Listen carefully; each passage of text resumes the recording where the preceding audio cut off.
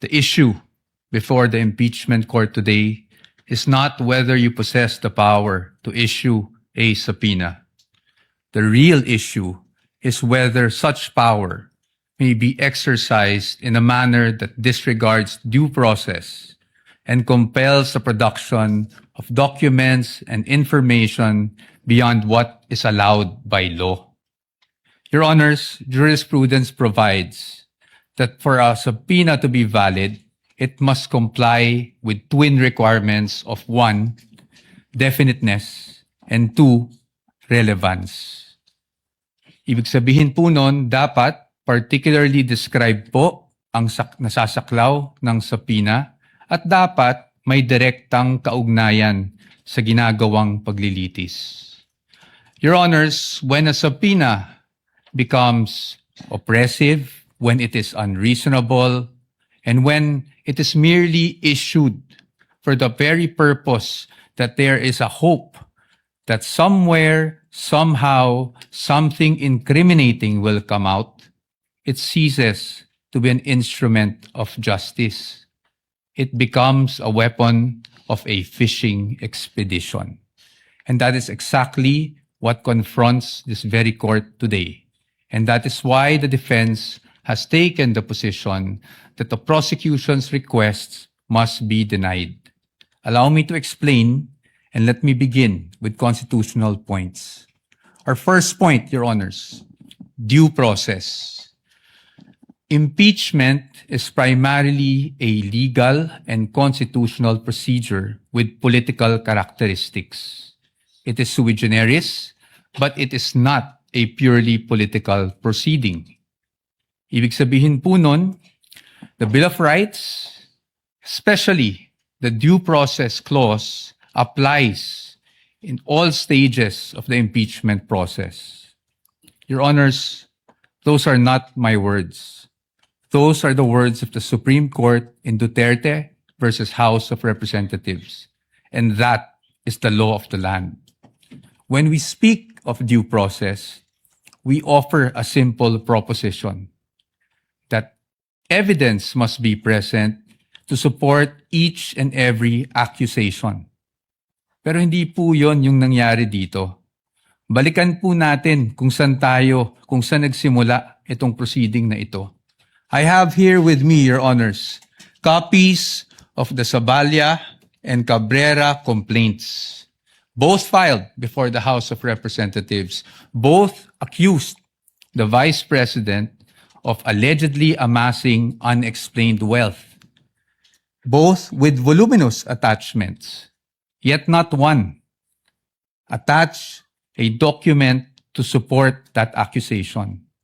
Not a single financial transaction record, not even a single SALN. In fact, it was only after these complaints were filed, and more significantly, only after the respondent had filed her answer before the Committee on Justice, that committee started searching for evidence to somehow support these accusations through, again, the issuance of subpoenas. Your Honors, we objected then, and we are still objecting now, because with all due respect, the position of the defense is that is the very definition of a fishing expedition. Your Honors, in our legal system, it is not permitted to accuse now and then just look for proof later on. That is not how due process works. Hindi po dapat natin pinapayagan yan.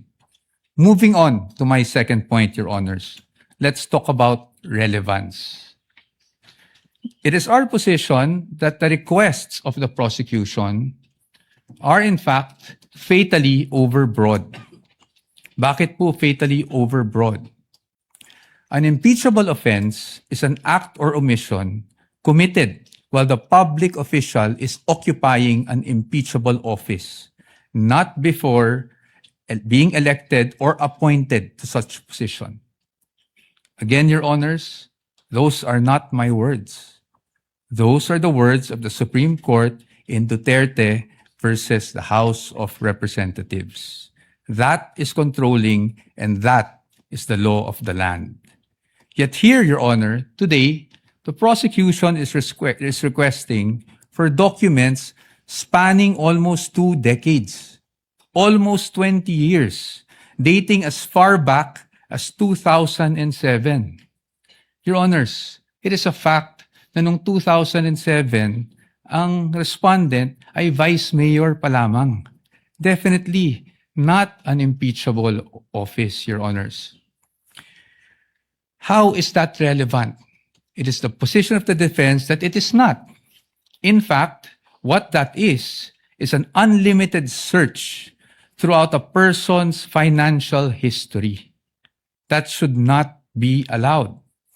Your Honors, if a subpoena is not narrowly tailored, it is oppressive. For these reasons alone, we are of the position that the request should already be dismissed. Nonetheless, if the impeachment court were to extend its utmost liberality, which the prosecution have asked for in their memorandum, we'd like to point out, Your Honors, that Congress itself, the Senate and the House of Representatives, enacted laws that specifically prohibit the disclosure of these information that the prosecution is asking for now. Let us go through them one by one. Let's start with RA 9160 as amended by RA 11521, which is the Anti-Money Laundering Act.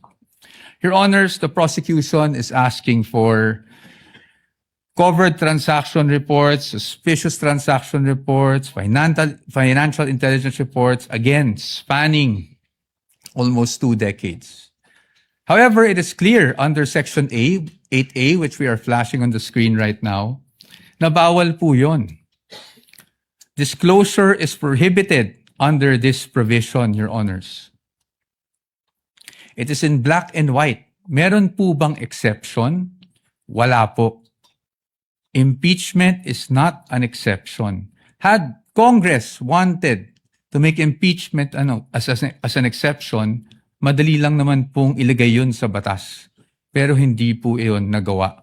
Now, in fact, I also have here copies of the Financial Intelligence Report and another report from the AMLAC, the Information Management Analysis Group, which were already marked as exhibits, Your Honor. And it's in the records of the court. No? Exhibit D2-8-P1, where it says specifically that it should not be, the information should not be used as evidence in formal proceedings, Your Honors. Clearly, Your Honors, to compel AMLAC officials to disclose such information would be to compel them to violate the law. Let's move on now to the tax records, Your Honors. Prosecution is asking for tax records, so let's look at the tax code. Section 270 of which criminalizes disclosure of taxpayers' information. Meron po bang exception sa batas na ito? Meron po, but it is limited. Kasama po bang impeachment? Hindi po. That is very clear. Again, Congress wanted to put an exception for impeachment. They could have easily done so, but they did not. Now, Your Honors, let's go to bank secrecy law, RA 1405. The state policy has always been to favor the secrecy of bank deposits, Your Honors. Dito, while we recognize that impeachment is in fact an exception, Your Honors, we submit that this exception is not automatic. Meaning, hindi porket may exception for impeachment, pwede na kaagad natin buksan ang lahat ng bank records na hinihingi ng prosecution. Why? Because, Your Honor, this exception does not dispense with constitutional safeguards. It does not abolish the right to due process. So dapat po, meron pa rin tayong basihan. If you look at the articles of impeachment, wala naman po doon na nagsasabing yung sinasabing unexplained wealth coming from, even if it was an illegal activity, ay pinasok sa isang specific account. In fact, Your Honors, this exception does not automatically mean that we should permit a fishing expedition. Yun nga pong mga bank account numbers na nakaspecify sa request for the issuance of a subpoena, ang aming posisyon po dyan, yan po ay nakalap doon sa illegal disclosure, with all due respect, na ginawa ng AMLAC before the Committee on Justice. And then, Your Honors, they're also asking for the bank records of the spouse. Your Honor, the spouse is not an impeachable officer. And therefore, the spouse is not covered by this exception. Again, Your Honors, we should not allow this. In closing, Your Honors, the prosecution has repeatedly invoked accountability. Your Honors, we agree with them. No one is above the law. But in the same manner, no one must fall below or be outside the protection of the law. Impeachment is indeed a powerful constitutional tool. But Your Honors, impeachment is not a magic word or a magic wand that one can just wave to transform an illegal act into a legal act, to transform unlawful access to lawful access. That is not what the Constitution contemplates. That is not what the laws enacted by Congress contemplate. And that is not something that the Honorable Impeachment Court should allow.